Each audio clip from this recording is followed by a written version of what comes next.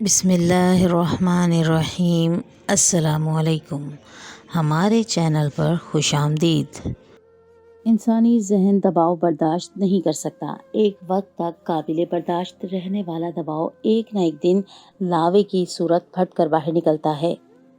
جب مسلسل انسانی ذہن کو مشقت اور دباؤ تلے رکھا جائے تو انسان زیادہ دیر ان حالات میں خود کو نارمل نہیں رکھ سکتا اور باقی ہو جاتا ہے۔ انسان سرکشی کے دہانے پر پہنچ جاتا ہے، جائز ناجائز، حلال و حرام کی تمیز بھی بھلا دیتا ہے۔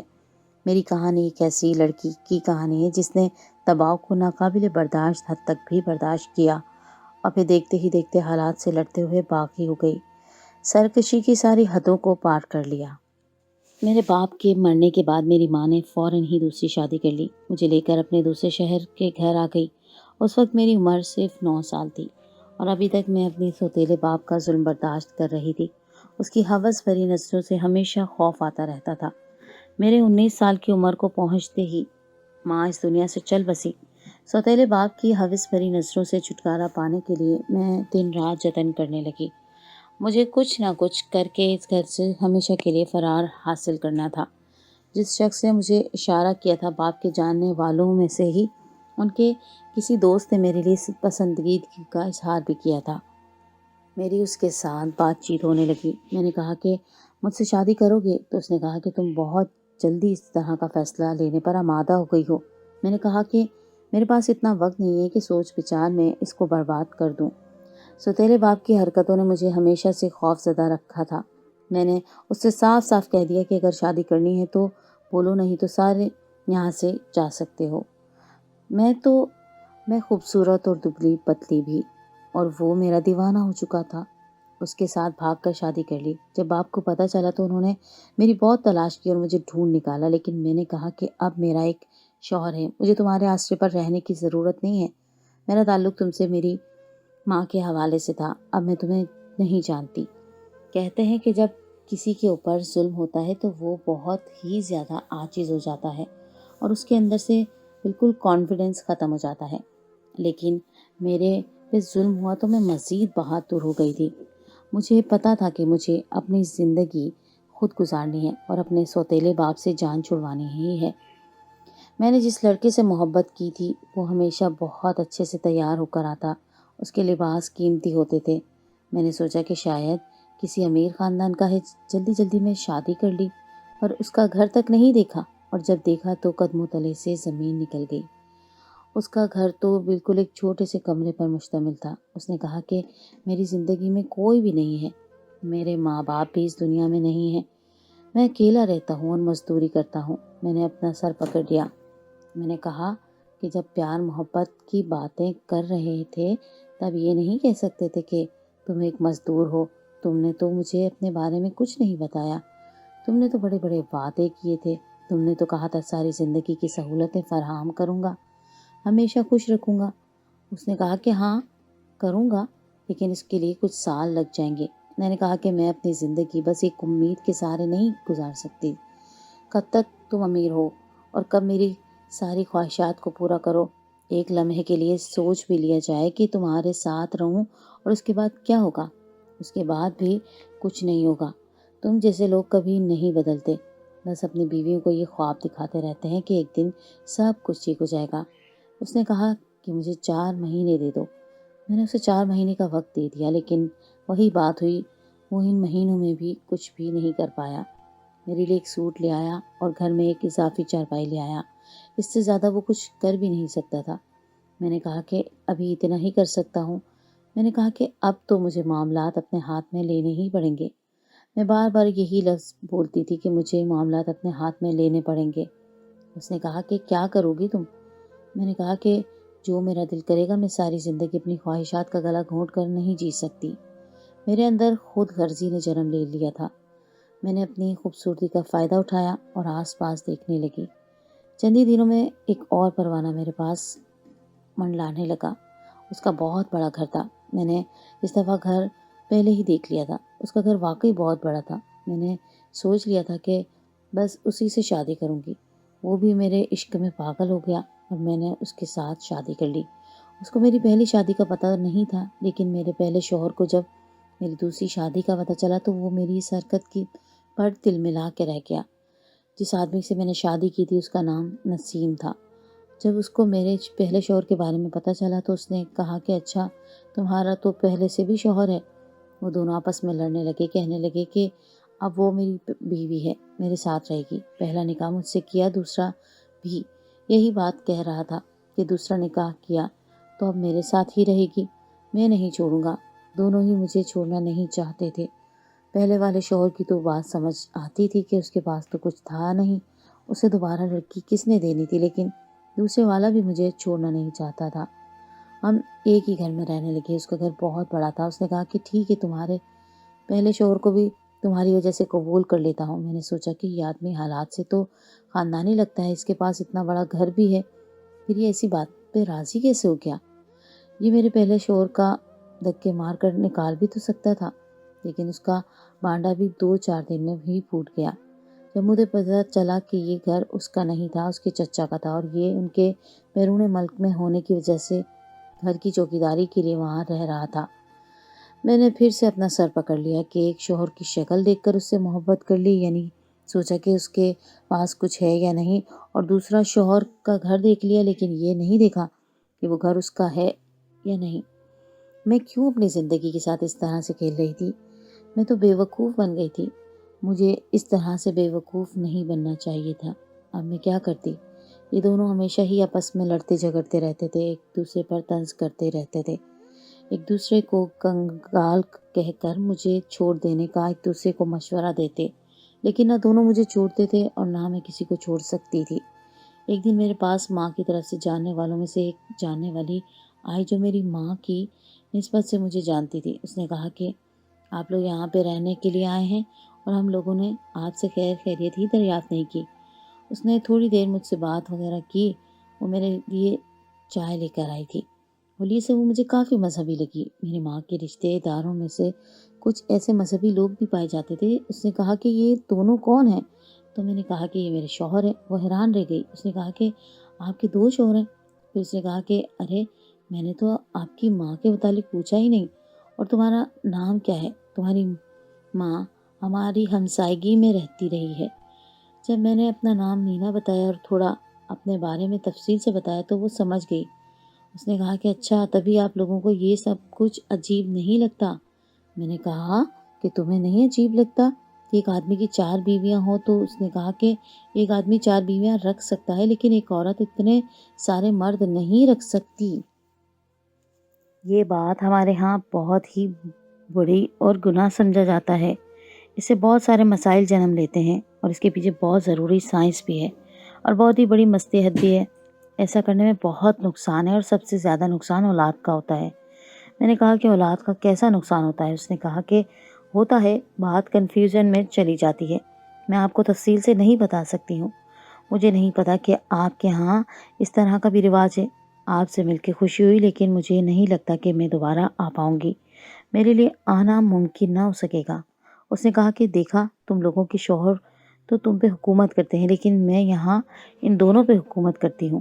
وہ عورت خاموش ہو گئی۔ اس نے کہا کہ جو آپ کر سکتی ہیں وہ آپ کرتی ہیں۔ آپ کو ان کے سارے مسائل کا سامنا کرنا پڑا، تبھی آپ کو حقیقت معلوم ہوگی۔ وہ مسکراتی ہوئی وہاں سے چلی گئی۔ بس اس کا اخلاق بہت اچھا تھا، وہ بہت اچھی لڑکی تھی۔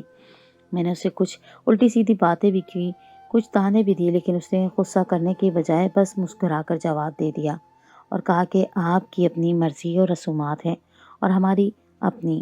وہ وہاں سے چلی گئی، وہ دوبارہ نہیں آئی۔ مجھے اس بات کا افسوس ہوا کیونکہ یہاں پر اور کوئی بھی عورت میرے ساتھ میل جول نہیں رکھتی تھی، نہ میرے گھر آیا کرتی۔ سبھی کو لگتا میں غلط ہوں، جبکہ مجھے اس چیز میں کوئی غلطی نظر نہیں آتی تھی۔ بس اس کے بعد زندگی نے پھر ایسے کروٹ لے لی۔ جس شوہر نے مجھے گھر دکھا کر مجھ سے شادی کی تھی، اس گھر میں رہنے کے لیے اس کے چچا لوگ واپس آ گئے اور انہوں نے اس کو وہاں سے نکال دیا۔ انہوں نے کہا تمہاری بڑی مہربانی، تم نے ہمارے گھر کا خیال رکھا، اب تم یہاں سے جا سکتے ہو۔ یہ تو سڑک پہ آ گیا۔ ہم پھر سے میرے پہلے شوہر کے گھر میں رہنے لگے۔ اب میرا دوسرا شوہر میرے پہلے شوہر کا محتاج سا نظر آنے لگا، کیونکہ وہ رہائش کے لیے اس کا محتاج ہو گیا تھا۔ یہ گھر بہت چھوٹا تھا اور یہاں پہ 2 ہی کمرے تھے، ایک چھوٹا سا اسٹور تھا، اس کو بھی کمرہ بنا لیا کیونکہ اس کی ضرورت پڑ جاتی تھی۔ وہ دونوں آپس میں بہت لڑائی کرتے تھے، جیسے اگر کسی مرد کی 2 بیویاں ہوں تو وہ ایک دوسرے سے جھگڑا کرتی ہیں، اسی طرح یہ لوگ بھی جھگڑا کرتے تھے، لیکن بیویوں کا جھگڑا تو صرف زبان تک ہوتا ہے، یہ لوگ تو ہاتھا پائی پہ اتر آتے تھے۔ میں تو پریشان ہو کے رہ گئی تھی، میرے دل سے دونوں ہی اتر چکے تھے کیونکہ ان دونوں نے مجھ سے جھوٹ بولا اور میرے لیے ایک اچھا گھر تک نہ بنا سکے۔ ایک نے مجھے یہ نہیں بتایا کہ اس کی اوقات کیا ہے اور دوسرے نے تو مجھے باقاعدہ دھوکہ دیا تھا۔ اس نے کہا تھا کہ یہ گھر میرا ہے۔ جب اسے وہاں سے نکال رہے تھے تب میں نے اسے کہا کہ اچھا تو یہ گھر تمہارا تھا۔ وہ خاموش ہو گیا اور اس نے کہا کہ تم اتنی خوبصورت ہو کہ میں نے تمہاری آنکھوں میں دیکھا، تمہیں سب کچھ بھول گیا اور مجھے لگا کہ میں تمہیں حاصل کرنے کے لیے اتنا جھوٹ بولنا تو جائز ہے۔ وہ باتیں بڑی اچھی اچھی کرتا تھا، لیکن مجھے پتا تھا کہ اب وہ اچھی باتیں بھی نہیں کرے گا تو اور کیا کرے گا، کیونکہ اس کے پاس یہ سب کرنے کے علاوہ اور کوئی چارہ ہی نہیں تھا۔ اس نے مجھ سے جھوٹ بولا تھا، دھوکہ دیا تھا، وہ کبھی بھی اپنی آرام پسندی کی عادت نہیں بدلنے والا تھا۔ اب تو مجھے میرا پہلا شوہر قدرے بہتر نظر آنے لگا تھا۔ کم سے کم اس نے مجھے یہ تو نہیں کہا تھا کہ میرے پاس اتنا کچھ ہے، بس اس نے مجھے بتایا نہیں تھا، لیکن دیکھا جائے تو دونوں باتیں ایک جیسی ہی تھی۔ میں اپنی زندگی سے مطمئن نہیں تھی۔ میرے دونوں شوہر ہی میرے ساتھ رہتے تھے، ہم لوگ ایک چھوٹے سے گھر میں رہتے تھے اور ہم تینوں کے لیے ہی کھانا پورا نہیں ہوتا تھا۔ وہ 2 لوگ مل کر چاہتے تو بہت کچھ کما سکتے تھے، لیکن ان کو ایک دوسرے سے اتنا اختلاف تھا کہ جھگڑا ہی ختم نہ کرتے۔ اگر میں ایک سے کچھ چیز منگوا لیتی تو دوسرا مجھ سے جھگڑا کرنے لگتا کہ تم نے مجھے کیوں نہیں کہا، اور اگر میں اس سے کہتی کہ تمہارے پاس پیسے نہیں ہوتے تو اس بات پر مزید جھگڑا ہو جاتا۔ میں اتنی بڑی مشکل میں پھنسی ہوئی تھی، لیکن پھر بھی میں نے اپنے لیے نہ جانے کس لمحے میں کیا سوچ لیا کہ ایک اور قدم اٹھا لیا۔ میں اپنے آپ کو بہت صاف ستھرا اور خوبصورت بنا کر رکھنے لگی، اپنا بہت خیال رکھتی تھی۔ آج کل میں بہت ہی پیاری لگ رہی تھی۔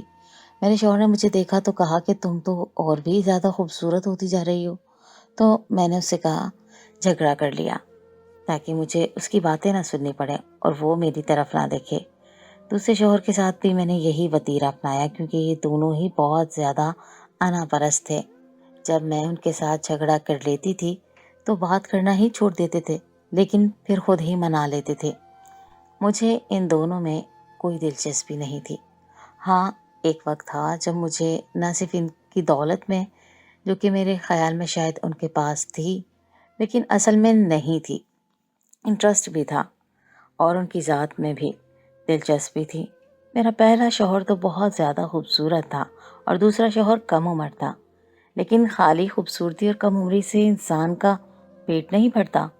مجھے پیسہ چاہیے تھا، دولت چاہیے تھی، آرام آسائش چاہیے تھی، جو ان دونوں سے مجھے کبھی ملنے والی نہیں تھی۔ میرے سوتیلے باپ نے فون کیا اور 2 معنی خیز میں انداز میں مجھ سے کچھ باتیں کی۔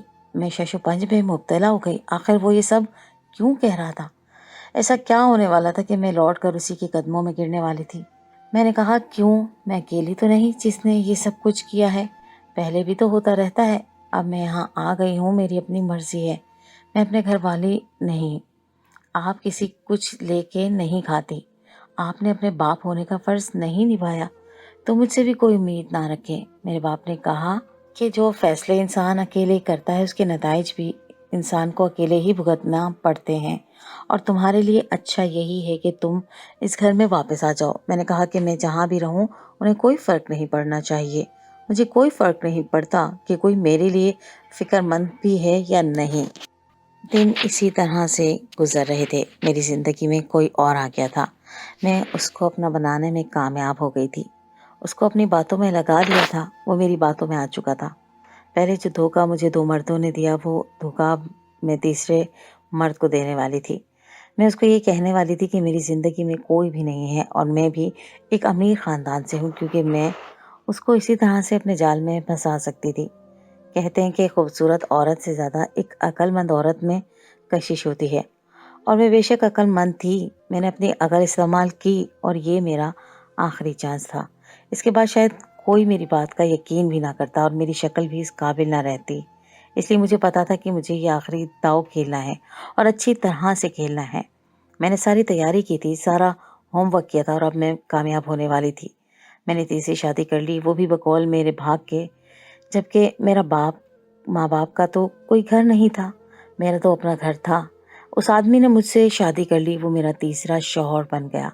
वो बहुत खूबसूरत था और उसके पास बहुत ज़्यादा पैसे भी थे। मैं उसी के साथ रहने लगी। मैंने अपने दोनों शौहरों को कहा कि मैं कुछ दिनों के लिए अपने बाप के घर जा रही हूँ। मैंने उनको ये नहीं बताया कि मेरे सौतेले बाप के साथ तो मेरी लड़ाई हुई है। उन्होंने कहा कि ठीक है, और मैंने उनको ये भी झूठ बोल दिया कि मेरा फ़ोन टूट गया था, कि ये बार बार फ़ोन करके मुझे परेशान ना करें। लेकिन मैं अपने बाप के घर नहीं थी, मैं तो अपने तीसरे शौहर के साथ थी। उसके पास बहुत सारी दौलत थी, सब कुछ ठीक था। मैं पूरे 15 दिन उसके साथ रही, उसको अपना दीवाना बना लिया। अब ये मुझे छोड़ने का तसव्वुर भी नहीं कर सकता था, और ये भी कोई आम इंसान नहीं था। इसकी पहले शादी हो चुकी थी और फिर वो मेरी बातों में होता ही चला गया। मैंने उसे अपनी बातों में उलझा लिया।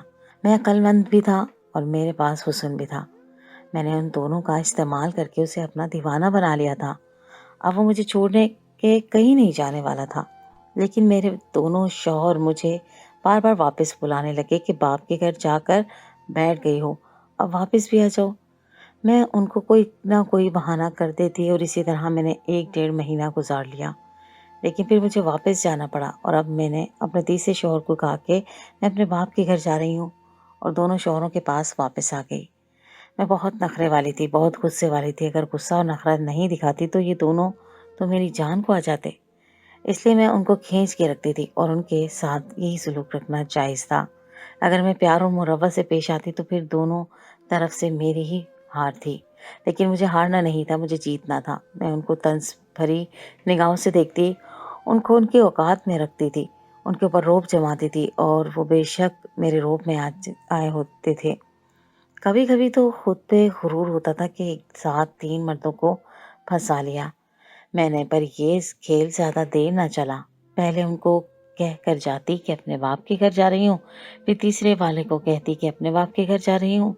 बीच में से मेरी हमसाई औरत ने ये बात बता दी कि उसका तो अपने बाप के साथ झगड़ा है, और वो तो है भी उसका सौतेला बाप। ये तो उससे भागती फिरती है, ये कहाँ उसके घर जाकर रहेगी।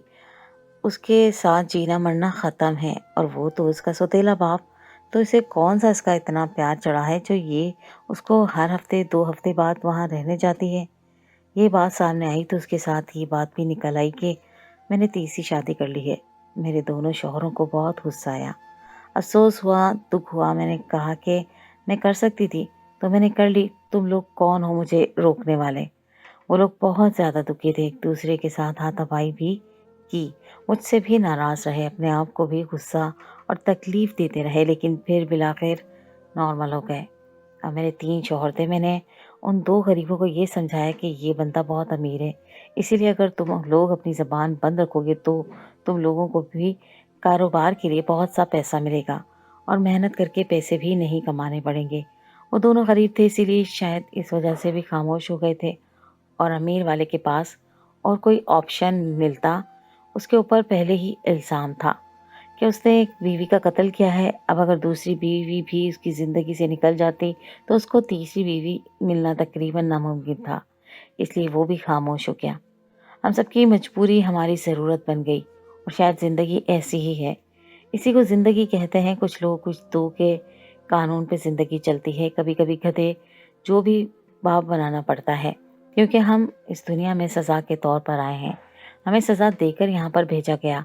सज़ा आसान नहीं हो सकती, इंसान क्या क्या जतन नहीं करता जीने के लिए, फिर भी आखिर में मर ही जाता है। बस हम सब एक दूसरे के साथ रहने लगे। अब हम बड़े घर में रहते थे। मेरा तीसरा वाला शौहर कमाता था, उसे पैसों की कमी थी, इसीलिए उसे कोई मसला नहीं होता था। बस मुझे लगता था कि अब मेरी ज़िंदगी एक ट्रैक पे आ गई और अब इसी पे चलती रहे तो मुझे और कोई मसला नहीं होगा, मेरी ज़िंदगी अच्छी गुजर जाएगी। बाकी थोड़ी बहुत इन तीनों में मुँह मारी हो जाती थी, लेकिन मैं तीनों को संभाल लिया करती थी। अब इतना तो मैं कर सकती थी। मैंने तो साफ कह दिया था कि जिसको मेरे साथ नहीं रहना वो जा सकता है, लेकिन जब आप किसी को ऐसे कहते हैं तो वो बिल्कुल भी नहीं जाता। ये भी एक साइंस होती है। मुझे इस रिश्तेदार मुस्लिम औरत ने कहा था कि जब एक औरत جب عورت ایک سے زیادہ شوہر رکھتی ہے تو بہت سارے مسئلے بنتے ہیں، اور میں نے کہا تھا کہ کیا مسئلہ بن سکتا ہے، لیکن اب مجھے پتہ چل گیا تھا کہ کیا مسئلہ بن سکتا ہے، کیونکہ میں ماں بننے والی تھی اور مجھے یہ سمجھ نہیں آ رہا تھا کہ میں کس کو جا کر یہ بتاؤں کہ اس بچے کا باپ کون ہے۔ اس لیے میں خاموش رہی، لیکن جب میرا پیٹ بڑھنا شروع ہوا تو انہوں نے سوال کرنا شروع کر دیا اور میں نے کہا کہ ہاں میں ماں بننے والی ہوں۔ وہ لوگ بھی الجھ گئے اور میں بھی۔ دن اسی طرح گزرنے لگے اور آخری وقت آ گیا۔ مجھے نہیں پتا تھا کہ اس بچے کا باپ کون ہے۔ ڈاکٹر نے بھی یہی کہا تھا کہ یہ تبھی پتہ چل سکتا ہے جب بچہ اس دنیا میں آ جائے، تو پھر ہم بچے کا DNA ٹیسٹ کر لیں گے اور پتہ چل جائے گا کہ تینوں میں سے اس کا باپ کون ہے۔ میرا تیسرا والا شوہر تو صاف کہہ رہا تھا کہ یہ میری اولاد نہیں ہے، جبکہ پہلے والے شوہر نے کہا کہ شاید یہ میری ہی اولاد ہے، اور جب تک وہ ٹیسٹ کر کے بتائے نہیں کہ اس بچے کا باپ کون ہے، تب تک مجھے خود بھی کسی کی بات پر یقین نہیں تھا۔ اب میں تھوڑی تھوڑی پریشان ہو رہی تھی، یہ معاملہ تو کافی الجھ گیا تھا، کیونکہ اب مجھے خود بھی بہت زیادہ عجیب لگ رہا تھا۔ وہ تینوں ہی مجھے عجیب نظروں سے دیکھتے تھے، اور جب مجھ سے کوئی پوچھتا تھا تب بھی مجھے بہت عجیب لگتا تھا۔ خیر سے میری بیٹی اس دنیا میں آ گئی اور ہم نے اس کا ٹیسٹ بھی کروا لیا۔ ڈاکٹر نے کہا کہ 2 دن کے بعد رپورٹ ملے گی۔ 2 دن ہمارے گھر میں لڑائی ہی پڑی رہی۔ جب رپورٹ سامنے آئی تو ہمارے قدموں تلے سے زمین نکل آئی، پھر بری طرح سے حیران رہ گئی، اور وہ لوگ بھی، کیونکہ رپورٹ کے مطابق وہ تینوں ہی اس بچی کے باپ نہیں تھے۔ میں نے کہا یہ سب کچھ کیا ہو رہا ہے، یہ کیسے ہو سکتا ہے؟ میں نے دوبارہ رپورٹ کرائی تو پھر بھی یہی نتیجہ آیا۔ تب ان تینوں نے مجھے ایک بات بتائی۔ انہوں نے کہا کہ تمہیں کیا لگتا تھا کہ ہم تینوں کو اپنی انگلیوں پر نچاؤ گی اور ہم تمہارے ہاتھوں بے وقوف بنے رہیں گے؟ ہم نے تمہیں بے وقوف بنایا۔ یہ بچی ہم تینوں میں سے کسی کی بھی نہیں ہے، بلکہ اس انسان کی ہے جس نے ہمیں تمہاری قیمت ادا کی ہے۔ یہ بات سن کر میرے قدموں سے زمین نکل گئی۔ اس نے کہا کہ ہم تینوں نے یہ مل کر کیا، بلکہ تمہارے سوتیلے باپ کے کہنے پر، تمہیں سبق سکھانے کے لیے یہ کیا۔ تمہارے گھر سے بھاگنے پر تمہارے سوتیلے باپ نے ہمیں تمہاری قیمت ادا کی۔ اصل میں ہم نہیں، تم خود بے وقوف بنی رہی ہو، اور اب ہم تینوں تمہیں چھوڑ کر جا رہے ہیں۔ ہم کیس کریں گے اور اس شادی کو ختم کروائیں گے۔ میں نے کہا کہ یہ کیسے ہو سکتا ہے؟ ایسا مت کرو میرے ساتھ۔ میں ان کی منتیں کرنے لگی تو انہوں نے کہا کہ اب تو تمہیں یہ بھی سمجھ نہیں آ رہی ہوگی کہ میں کس شوہر کی منت کروں، کس کو کہوں کہ مجھے نہ چھوڑے۔ وہ میری ذات پر انگلیاں اٹھا رہے تھے، وہ مجھ پہ طنز کر رہے تھے، وہ ہنس رہے تھے۔ ان تینوں نے میرے خلاف کیس کر دیا اور وہ مجھ سے طلاق لینا چاہتے تھے۔ میری بیٹی کا باپ کون تھا؟ بات کچھ نہ کچھ میری سمجھ میں آ رہی تھی۔ سب کچھ میرے سوتیلے باپ کا کیا دھرا تھا۔ میرے پاس پیسے نہیں تھے۔ ان تینوں نے ایک ایک کر کے مجھے چھوڑ دیا۔ میں اس بچی کو اکیلے سنبھالتی تھی۔ میرے حالات اور زندگی بہت مشکل ہو گئی۔ شاید یہی میری سزا تھی۔ مجھے ایسا نہیں کرنا چاہیے تھا۔ میرے پہلے اور تیسرے شوہر نے مجھے کبھی کال تک نہیں کی، کبھی کچھ نہیں پوچھا کہ میں ٹھیک ہوں یا مر گئی، لیکن میرا دوسرا شوہر جو مجھ سے سچی محبت کرتا تھا، اس نے مجھے ایک دفعہ کال کر کے میرا حال پوچھا تھا۔ اس نے کہا تھا کہ بس میں جاننا چاہتا تھا کہ تم ٹھیک ہو یا نہیں۔ میں نے کہا کہ اگر میں ٹھیک نہ ہوتی تو کیا کرتے؟ اس نے کہا کہ میں تب بھی کچھ نہیں کرتا، لیکن بس ایک دفعہ پوچھنا چاہتا تھا۔ پھر اس کے بعد اس نے بھی کبھی کال نہیں کی۔ اب بس میں لوگوں کے گھروں میں کام کرتی ہوں اور اپنی بیٹی کو پالتی ہوں، اور اس کے بارے میں سوچ کے بھی رہ جاتی ہوں کہ اس کا نصیب کیسا ہوگا۔ کہیں میرے کرموں کی سزا اس کو تو نہیں مل جائے گی۔ میں نے اپنی زندگی برباد کر لی۔ میں سمجھ رہی تھی میں اپنے سوتیلے باپ کے چنگل سے بھاگ کر آزاد ہو گئی ہوں۔ نہیں، ایسا نہیں تھا، بلکہ میں گھر سے بھاگنے کے بعد بھی قید میں رہی تھی، اور مجھے بہت آسانی سے بے وقوف بنا لیا گیا تھا۔ میں اپنی بیٹی کے اچھے نصیب کے لیے دعا گو ہوں، میری غلطی کی سزا میری بیٹی کو نہ ملے۔